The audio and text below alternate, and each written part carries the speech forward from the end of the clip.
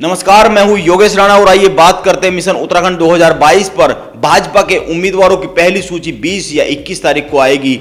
14 और 15 जनवरी तक पर्यवेक्षकों से दावेदारी के पैनल मांगे गए।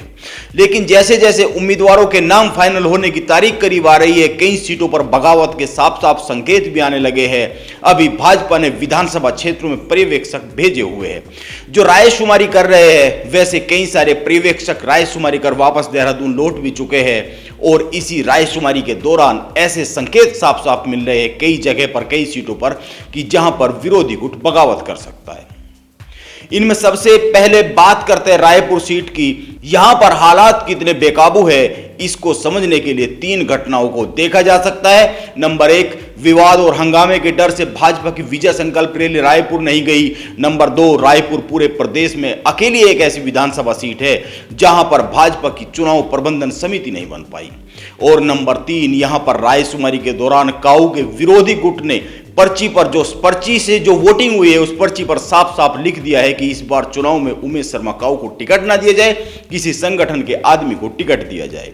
यानी यहां पर भाजपा संगठन का एक गुट काऊ को संगठन का आदमी भी नहीं मानता है। इस तरह से समझा जा सकता है कि यहां पर झगड़ा कितना बड़ा हो गया है। अब यहां पर रायशुमारी के लिए पैनल बनाया जा रहा है।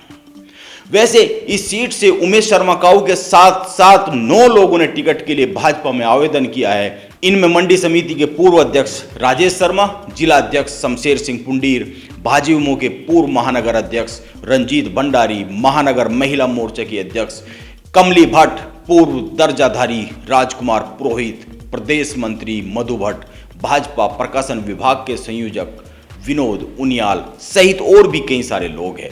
कुल मिला के सारे 9 लोग हैं।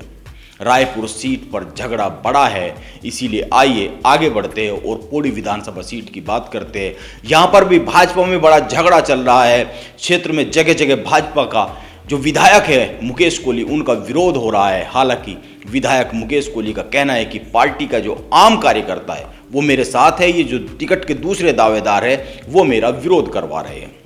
पार्टी का मूल कार्यकर्ता मुझसे नाराज नहीं है। लेकिन यहां पर संगठन की एक गुट का कहना है कि इस बार टिकट मुकेश कोहली को दिया गया तो विरोध किया जाएगा, क्योंकि उन पर कार्यकर्ताओं की 5 साल में उपेक्षा का आरोप लग रहा है। विरोध का एक वीडियो भी इंटरनेट पर खूब वायरल हो रहा है जिसमें ग्रामीणों का भारी विरोध विधायक को झेलना पड़ रहा है, जिस पर अब विधायक सफाई देते घूम रहे हैं। अब बात यमुनोत्री की करें तो इस सीट से भाजपा के विधायक केदार सिंह रावत के खिलाफ भी पार्टी का एक खेमा विरोध में खड़ा हो गया है। कई लोगों ने तो देहरादून दौरे के दौरान सीधे सीधे जेपी नड्डा से उनकी शिकायत कर दी थी और अब जिले के 100 से ज्यादा कार्यकर्ताओं ने एक चिट्ठी भेजी है हस्ताक्षर युक्त निशंक के पास। इस तरह से यहां पर भी भाजपा में बगावत की सुगबुगाहट है। इसके साथ ही लैंस जोन की बात करें तो विधायक दिलीप रावत और हरक सिंह रावत का झगड़ा सबके सामने है। तनातनी बहुत बड़ी हुई है। कोट द्वार में भी हरक सिंह का विरोध हो रहा है। यहां पर सबसे ज्यादा विरोध करने वालों में पूर्व जिलाध्यक्ष धीरेन्द्र सिंह चौहान का नाम सबसे आगे आता है। वो यहां से टिकट के भी दावेदार है। इसके बाद आते हैं नैनीताल सीट। यहां पर हेम आर्य भाजपा में आ गए हैं, यशपाल के बेटे कांग्रेस में चले गए हैं। इस सीट पर भी हालात बहुत अच्छे नहीं है। गंगोत्री और कैंट में सिटिंग विधायक के निधन के बाद टिकट को लेकर बहुत सारे दावेदार सामने आ गए हैं, जिनमें से किसी एक को चुनना चुनौती बनी हुई है। इसके बाद कालाडूंगी सीट की बात करें तो यहां पर भी हालात एकदम टकराव वाले हैं। सुरेश भट्ट ने टिकट के लिए पूरा जोर लगा दिया है, जिस कारण बंशीधर भगत को पसीना आया हुआ है। बार बार खबरें आ रही है कालाडूंगी से सुरेश भट्ट और बंशीधर भगत हल्द्वानी से। अब इनमें कितनी सच्चाई है, टिकट किसको मिलेगा किसको नहीं मिलेगा, इसके लिए तो इंतजार करना पड़ेगा। लेकिन यह सच है कि इन सीटों पर घमासान की नौबत है। इस तरह से और भी कई सीटें हैं जिन पर टिकट को लेकर तनातनी है। देखना यह होगा कि टिकट घोषित होने के बाद यह तनातनी कितना बड़ा रूप लेती है या फिर सब कुछ शांत हो जाता है। वैसे ऐसा नहीं है कि भाजपा में ही ऐसे हालात है, कांग्रेस में भी बहुत सारी सीटें हैं जिन पर बगावत के आसार बन रहे हैं।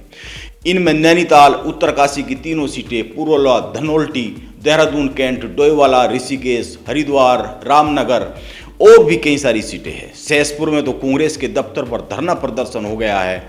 आप सल्ट की भी बात कर सकते हैं। वैसे माना जा रहा है कि कांग्रेस मकर संक्रांति के तुरंत बाद और भाजपा 20 या 21 में पहली जो लिस्ट है कैंडिडेट की वो घोषित कर सकती है। भाजपा की सूची में इसलिए देरी की बात हो रही है क्योंकि ये माना जा रहा है कि विरोधियों को विरोध करने का कम से कम मौका मिले।